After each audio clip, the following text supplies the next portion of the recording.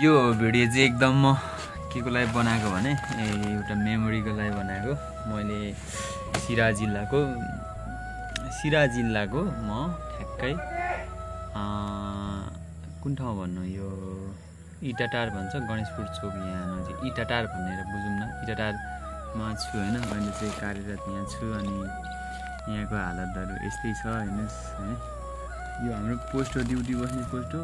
यहाँ पानी चुन्छ है, पानी पर्दा पानी चुहेर पुरै हिलो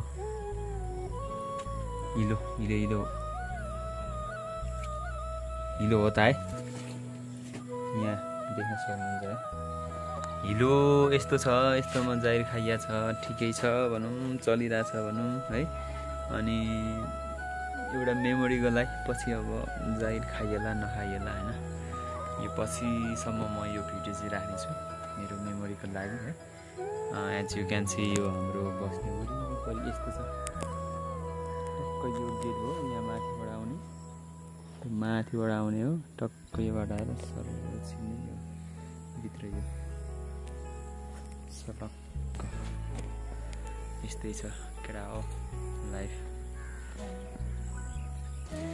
तपाईँ मिलाएर टक्क कता बस्नुहुन्छ। ल भट्टीबाट ड्युटी दिँदैन बाहिर आउनु सबभित्र।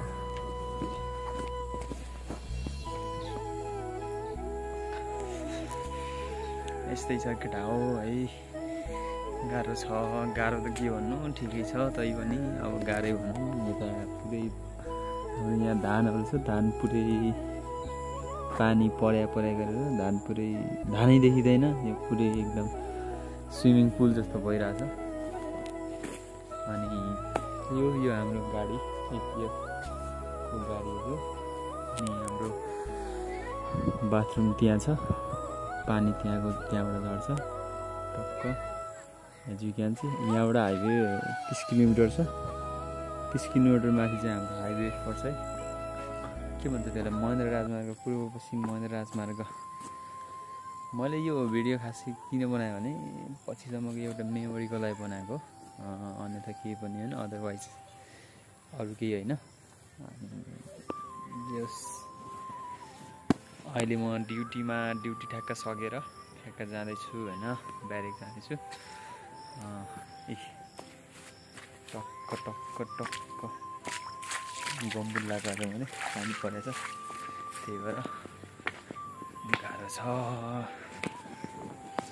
टक्क अब कपडा चेन्ज गरिन्छ होइन। अनि त्यसपछि बिस्तार खानासाना खाइन्छ। खानासाना खाएर सुताइ मचाइन्छ। ओहो बत्ती बाल्नु भनेको ठ्याक्कै लाइन भयो। कस्तो कोइन्सिडेन्ट भएको यार, यस्तो के भएको यस्तो। ठ्याक्कै स्विच थिच्न आँटेको थिएँ मैले, ठ्याक्कै बत्ती गयो। टक्क ड्युटी नि सक्यो, अब खाना खानुपर्छ टक्क।